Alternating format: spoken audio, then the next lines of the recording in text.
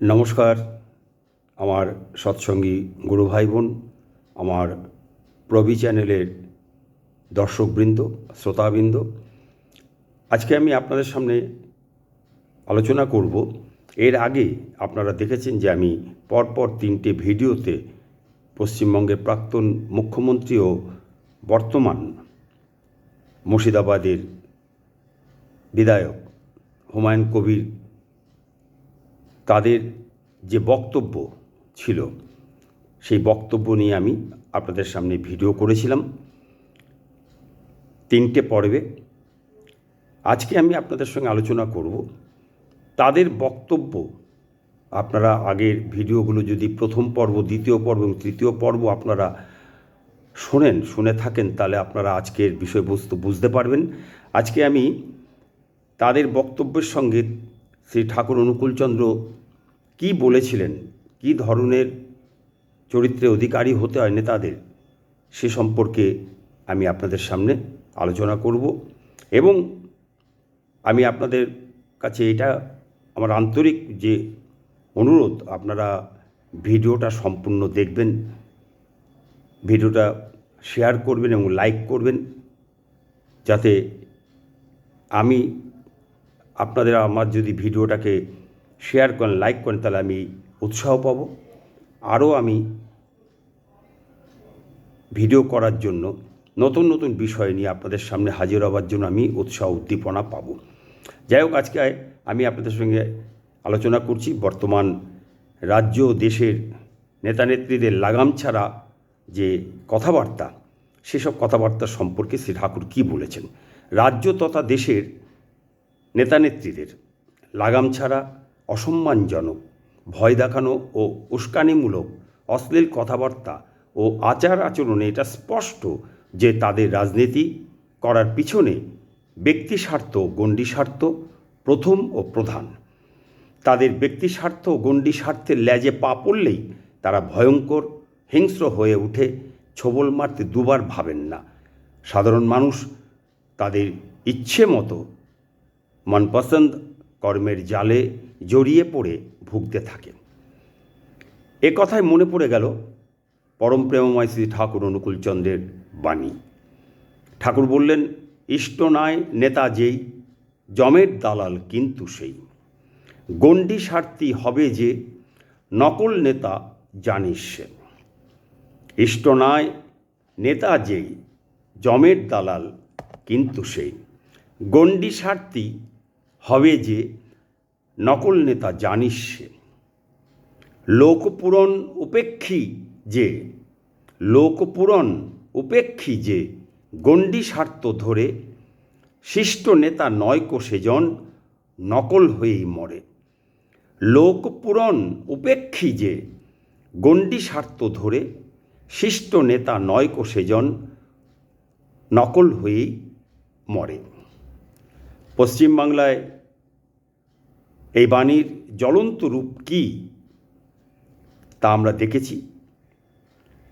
নিশ্চয়ই আপনারা এটা স্বীকার করবেন যে পশ্চিমবাংলায় এই বাণীর জ্বলন্ত রূপ কি আমরা দেখিনি বিগত বছরগুলিতে, ও এখনও দেখছি না? অস্বীকার করতে পারবে পশ্চিমবাংলার 10 কোটি মানুষ? পশ্চিমবাংলায় এ কী হচ্ছে? এত সাহস, এত অধ্যত্ত, এত সরাসরি প্রকাশ্যে দাঙ্গার ইঙ্গিত, সাম্প্রদায়িক ভয় দেখানো, এর থেকে আর কি অভাবনীয় কাণ্ড, ভয়াবহ পরিস্থিতি হতে পারে পশ্চিমবাংলার বুকে? এবার পশ্চিমবাংলায় যদি বিজেপি না জিতত, তাহলে কি নেতানেত্রীদের সাম্প্রদায়িক হুমকির কথা মুখে না বলে বাস্তবে প্রমাণ করে দিত নেতানেত্রীরা? প্রমাণ হয়ে যেত প্রাক্তন মুখ্যমন্ত্রীর বলা একটা কমিউনিটির 5 মিনিট সময় না নেওয়ার কথা ও 12টা বাজিয়ে দেওয়ার কথা। প্রমাণ হয়ে যেত হুমায়ুন কবিরের মুর্শিদাবাদ জেলার 30% হিন্দুর লাশ গঙ্গার জলে ভাসিয়ে দেওয়ার কথা। এর থেকে কি এটাই হুমায়ুন কবির প্রমাণ করলেন যে তিনি পশ্চিমবাংলার বুকে অতীতের কাশ্মীরের মতো প্যারালাল শাসন প্রতিষ্ঠা করেছেন মুর্শিদাবাদের বুকে। মুর্শিদাবাদের সংখ্যাগরিষ্ঠ সম্প্রদায়ের জন্য তিনি শেষ কথা, তিনিই তাদের দণ্ডমুণ্ডের কর্তা, রক্ষাকর্তা, শাসনকর্তা, তিনিই বিনাশকর্তা। সাধারণ মানুষ, হিন্দু, মুসলমান, আরও অন্যান্য যারা সংখ্যালঘু সম্প্রদায় আছে পশ্চিমবাংলার বুকে, তারা আর মিলেমিশে থাকতে পারবে না। এদের মতো সাম্প্রদায়িক মানুষের সরাসরি হুমকিতে মুর্শিদাবাদ কি মুসলিম রাজ্য বা রাষ্ট্র হয়ে গেল? মুর্শিদাবাদে কি হিন্দু নেই? নেই অন্য সম্প্রদায়ের কোনো পশ্চিমবঙ্গের অধিবাসী? সমস্ত সম্প্রদায়ের মধ্যে সচেতন শিক্ষিত মানুষ কি নেই যে হিন্দু মুসলমান তারা পরস্পর মিলেমিশে থাকে মুর্শিদাবাদের বুকে? তারা কি থাকে না? নেই এরকম মানুষ? তাহলে মুর্শিদাবাদের সঙ্গে কয়েকটি রাজ্যের তুলনা করা যেতে পারে। আসুন আমরা দেখি, তুলনা করে দেখি। পশ্চিমবঙ্গের দার্জিলিং জেলায় হিন্দু জনসংখ্যা প্রায় ৭৪%, আর মুসলিম জনসংখ্যা মাত্র 5%। পশ্চিমবঙ্গের পুরুলিয়া জেলায় হিন্দু জনসংখ্যা সবচেয়ে বেশি, প্রায় ৮০.৯৯%, আর মুসলিম জনসংখ্যা মাত্র ৭.৭৬%। বাঁকুড়া জেলাতেও হিন্দু জনসংখ্যার হার অত্যন্ত বেশি, প্রায় ৮৪.৩৪%, আর বাঁকুড়ায় মুসলিম জনসংখ্যা মাত্র ৮.০৮%। এখানে আমি শুধু 3 জেলার হিসাব দিলাম। এখন মুর্শিদাবাদের বিধায়ক হুমায়ুন কবিরের মতো দার্জিলিং, পুরুলিয়া, বাঁকুড়ার বিধায়কেরা সংখ্যালঘু সম্প্রদায়ের বিরুদ্ধে হুমায়ুন কবিরের দায়িত্ব জ্ঞানহীন, উস্কানিমূলক, দাঙ্গা লাগানোর মতো যদি বিবৃতি দেয়, কলকাতা ও নোয়াখালীর অতীত ভয়াবহ নারকীয় ঘৃণ্য ইতিহাসকে ফিরিয়ে আনার মতো প্রকাশ্যে মঞ্চ থেকে বক্তৃতা দেয়, তখন সেটাকে গ্রহণযোগ্য হবে, যুক্তিযুক্ত হবে, মানবতা ও মনুষ্যত্বের পরিচয় হবে?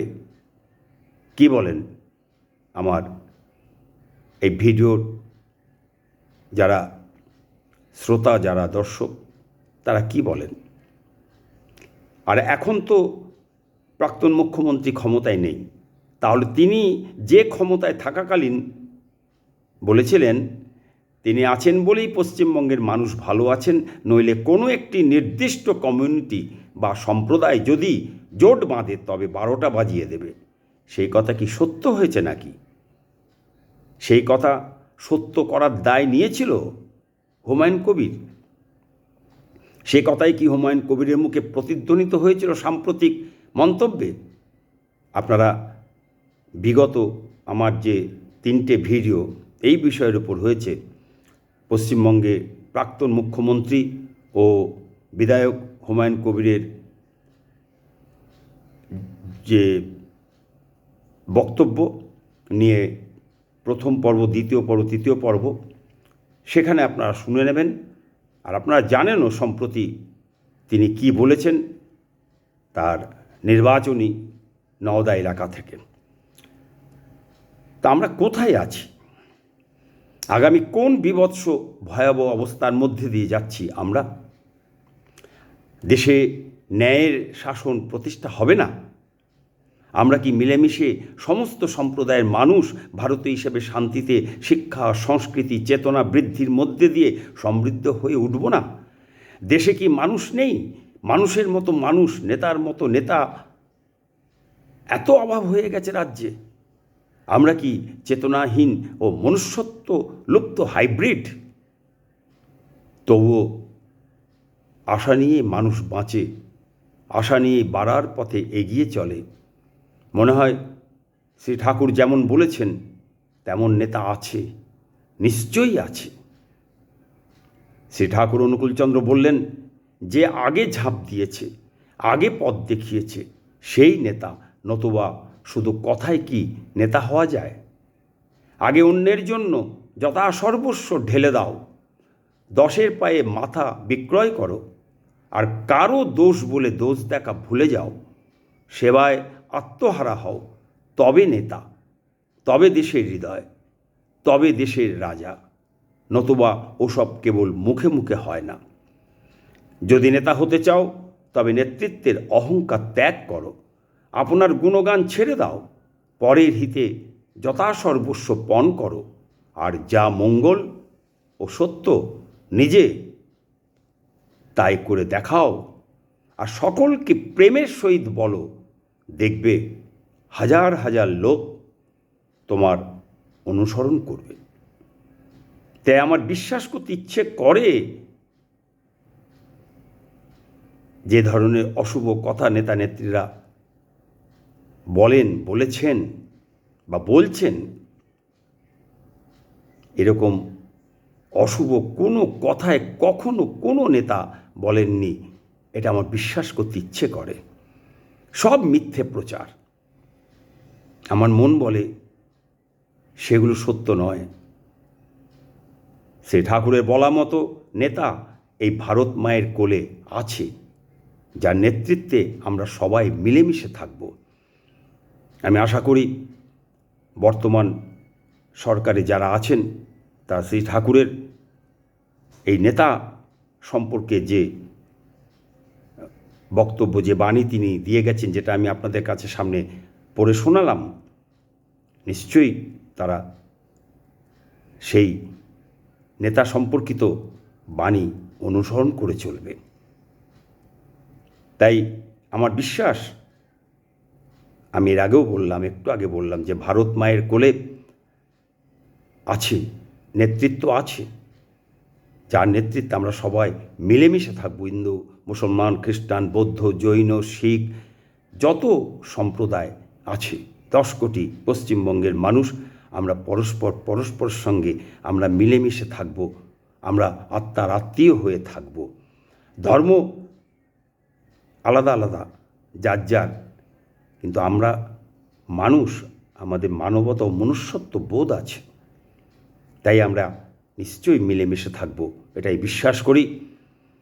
আর আমি মনে করি আমরা পশ্চিমবঙ্গের হিন্দু, মুসলমান, খ্রিস্টান, বৌদ্ধ, জৈন, শিখ ইত্যাদি সমস্ত সম্প্রদায়ের মানুষ, 10 কোটি মানুষ পশ্চিমবঙ্গের প্রথমে ভারতীয়। আমরা প্রথমে ভারতীয়, তারপর বাঙালি, তারপর পশ্চিমবঙ্গবাসী। আমরা প্রথমে ভারতীয়, আমরা সবাই আমরা ভারতীয়, তারপর আমরা বাঙালি, পশ্চিমবঙ্গবাসী। নমস্কার, আজ এই পর্যন্ত। আমি আবার আপনাদের সামনে আসব পরবর্তী ভিডিওতে নতুন বিষয় নিয়ে। আজকের মতন আপনাদের সকলের জন্য পরমপিতার রাতুল চরণে মঙ্গল প্রার্থনা করে আমি বিদায় নিচ্ছি। নমস্কার, জয় গুরু।